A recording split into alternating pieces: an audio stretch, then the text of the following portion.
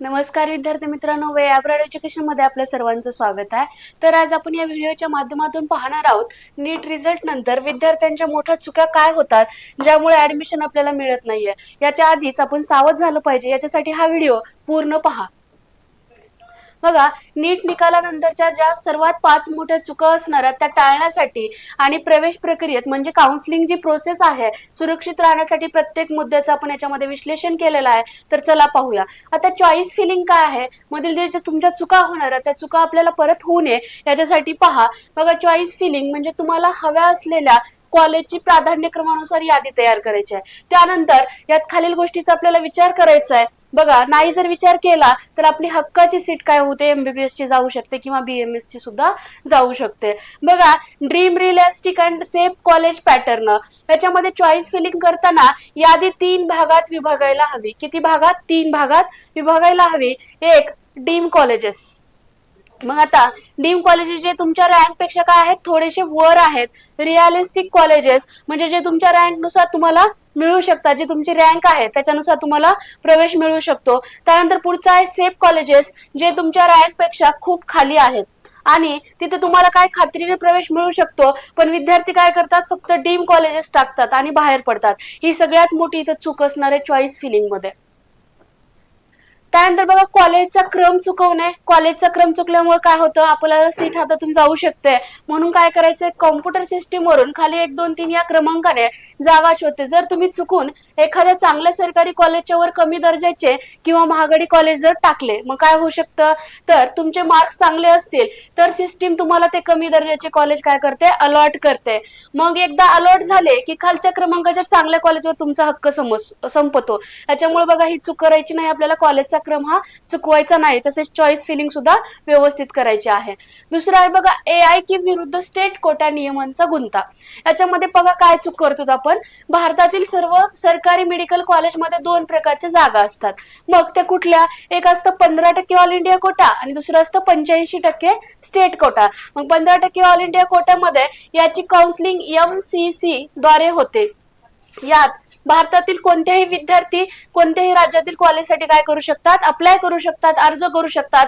यांचा cut off हा सध्या म्हणजे सहसा काय असतो, स्टेट कोट्यापेक्षा काय असतो, हाय लेवलचा असतो, म्हणजे जास्त असतो। मग आता 85% कोटा बघा, याच्यामध्ये महाराष्ट्र यांची काउन्सिलिंग कुणाकडे असते, सीईटी सेल कडे असते आणि ऑल इंडियाची कशाकडे असते, एमसी कडे। ह्या दोन्हीमध्ये डिफरन्स असणार आहे। मग यात केवळ त्या राज्याचे डोमिसाईल आदिवासी असलेले विद्यार्थीच काय करू शकतात, म्हणजे अप्लाय करू शकतात। जर रहिवासी तिथले असतील त्या स्टेटचे तरच ते अप्लाय करू शकतात। मग आता इथं चूक कुठं होते, ही चूक आपल्याला सुधारायची। बघा, अनेक विद्यार्थी दोन्ही कोट्याचे फॉर्म भरत नाहीत, ऑल इंडिया कोट्याचे राऊंड आधी होतात। जर तुम्हाला ऑल इंडिया कोट्यातून दुसऱ्या राज्यात चांगले कॉलेज मिळत असेल तर ते सोडून स्टेट कोट्याच्या आशेवर आपल्याला बसणं काय करू शकतं, धोक्याचं ठरू शकतं। कारण कधी कधी स्टेट कोट्याचा कट ऑफ अनपेक्षितपणे काय असतो, वाढलेला असतो। याच्यामुळे आपल्याला ही चूक करायची नाहीये। तिसरे बघा, free exit upgradation and security डिपॉझिटचे कडक नियम काय असणार आहेत। बघा, काउन्सिलिंगचे नियम प्रत्येक फेरीत म्हणजे राऊंड नुसार बदलतात, जे न समजल्यास तुमचे लाखो रुपये किंवा संपूर्ण वर्ष काय होतं, वाया जाऊ शकतं। याच्यासाठी पहा। मग आता राऊंड फर्स्ट आहे फ्री एक्झिट। इथं काय करायचं आपल्याला, पहिल्या राऊंड मध्ये कॉलेज मिळालं आणि तुम्ही तिथे प्रवेश घेतला नाही तरी चालतं, तुमचे पैसे बुडत नाहीत आणि तुम्ही राऊंड सेकंड मध्ये जाऊ शकता। मग आता राऊंड सेकंड मध्ये काय करायचं आपल्याला, कडक जे नियम असणार ते काय असणार आहे, राऊंड सेकंड मध्ये जर तुम्हाला कॉलेज अलॉट झालं तर तुम्हाला तिथे प्रवेश घ्यावाच लागतो। प्रवेश घेणं कसं आहे, कंपल्सरी आहे। जर तुम्ही प्रवेश घेतला नाही तर तुमची सिक्युरिटी डिपॉझिट, उदाहरणार्थ सरकारीसाठी 10,000 ते खाजगीसाठी लाखो रुपयापर्यंत 2 लाख रुपयापर्यंत जप्त होऊ शकते। ही चूक आपल्याला राऊंड सेकंड मध्ये करायची नाहीये। बघा, आता राऊंड थर्ड आणि त्यानंतर सीट ब्लॉकिंग रूल्स काय असणार आहेत। जर तुम्ही राऊंड 2 किंवा 3 मध्ये मिळालेली सीट जॉईन केली तर तुम्हाला पुढील कोणत्याही काउन्सिलिंग प्रक्रियेतून म्हणजेच काय, स्टेट असेल किंवा ऑल इंडिया रँक असेल, बाहेर पडता। अनेक विद्यार्थी काय करतात, ब्लॉक करून ठेवतात, सीट ब्लॉक करून ठेवतात आणि नंतर ती काय करतात, लगेच लिव्ह करतात म्हणजे सोडून देतात। त्यामुळे यांचा दंड तर बसतोच, पण पुढील परीक्षेसाठी सुद्धा निलंबित म्हणजे डिबार देखील केलं जाऊ शकतं। त्याच्यामुळे आपल्याला राऊंड 3 मध्ये आणि त्यानंतर सीट ब्लॉकिंगचा जो रूल आहे तो आपल्याला काळजीपूर्वक लक्षात घ्यायचा आहे। कारण आपली सीट ब्लॉक होऊ शकते. डॉक्युमेंट व्हेरिफिकेशन काय असणार आहे, ज्यावेळेस आपण ऑनलाईन फॉर्म भरतो, अपलोड केलेले जे कागदपत्र असणार आहेत, प्रत्यक्ष स्क्रुटनी म्हणजे व्हेरिफिकेशनच्या वेळेस कागदपत्र यात थोडी तफावत चालत नाही.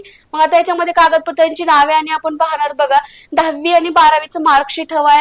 कास्ट सर्टिफिकेट वरील नावाच्या स्पेलिंग मध्ये फरक असल्यास बघा शपथपत्र वेळेत सादर करावं लागतं, नाहीतर आपलं ते डॉक्युमेंट सबमिट केलं जात नाही, पुढे त्रुटी येऊ शकतात.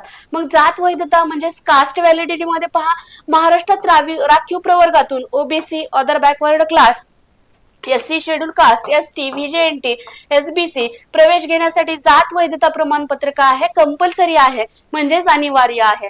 केवळ कास्ट सर्टिफिकेट वर प्रवेश मिळतो का, इथं मिळत नाही, इथं व्हॅलिडिटी 100% लागतेच. बघा त्यानंतर नॉन क्रिमिलियर NCL म्हणतो त्याला, जी तारीख काय असते, ओबीसी किंवा NT कॅटेगरीसाठी नॉन क्रिमिलियर प्रमाणपत्र चालू आर्थिक वर्षामधलं पाहिजे, फायनान्शियल इयर मधलं काय पाहिजे, वैध पाहिजे, त्याची व्हॅलिडिटी असणं गरजेचं आहे. जुने प्रमाणपत्र असल्यास विद्यार्थ्याला थेट ओपन सामान्य प्रवर्गात टाकले जाते. तुमच्याकडे व्हॅलिडिटी जर प्रमाणपत्र नसेलच, डायरेक्ट तुम्हाला कुठल्या कॅटेगरीत टाकलं जातं, ओपन प्रवर्गामध्ये टाकलं होतं, ज्यामुळे काय असते, फी सवलत आणि जे आरक्षणाचा फायदा होणार असतो तो आपल्याला मिळत नाही, कारण काय ते ओपन प्रवर्गामध्ये जातं. हे चूक आपल्याला करायची नाहीये. आता या बघा शेवटचा महत्वाचा मुद्दा आहे, मार्क्स VS रँक मधील फसवा अंदाज काय असणार आहे. बघा दरवर्षी नीट देणाऱ्या विद्यार्थ्याची जी संख्या असणार आहे आणि पेपरची सोपी कठीण पातळी असणार आहे, यानुसार एकाच मार्कवर येणारा रँक बदलतो. कसं, उदाहरण पाहूया चला. जर मागील वर्षी 600 मार्क्सवर ऑल इंडिया रँक 20,000 तुमचा होता, तर चालू वर्षी 600 मार्क्सवर तोच रँक 35,000 किंवा 40 पर्यंत घसरू शकतो. मग चूक काय होते, विद्यार्थी मागील वर्षाच्या मार्क्सची तुलना काय करतात, आताच्या सध्याच्या मार्क्सशी करतात. कॉलेजची लिस्ट बनवतात, पण मेडिकलचे प्रवेश हे केवळ ऑल इंडिया रँक म्हणजे AIR वरच होतात. त्यामुळे कॉलेज निवडताना मागील वर्षी त्या कॉलेजला कोणत्या रँकचा विद्यार्थी शेवटचा प्रवेश झाला होता, म्हणजे क्लोजिंग जी रँक असणार आहे ते पाहणं आपल्याला काय अत्यंत गरजेचं आहे. ही चूक आपल्याला परत करायची नाहीये, नाहीतर आपली MBBS सीट जाऊ शकते. अशा नवनवीन व्हिडिओसाठी आपल्या चॅनलला सबस्क्राईब करायला विसरू नका. अधिक माहितीसाठी संपर्क करा 90 11 75 81 01 आणि आपल्या ऑफिसला व्हिजिट करायला विसरू नका. ऍड्रेस आहे way abroad education Pune, opposite Tilak Smarak, Sadashivpeth Pune. भेटूया पुढच्या व्हिडिओमध्ये.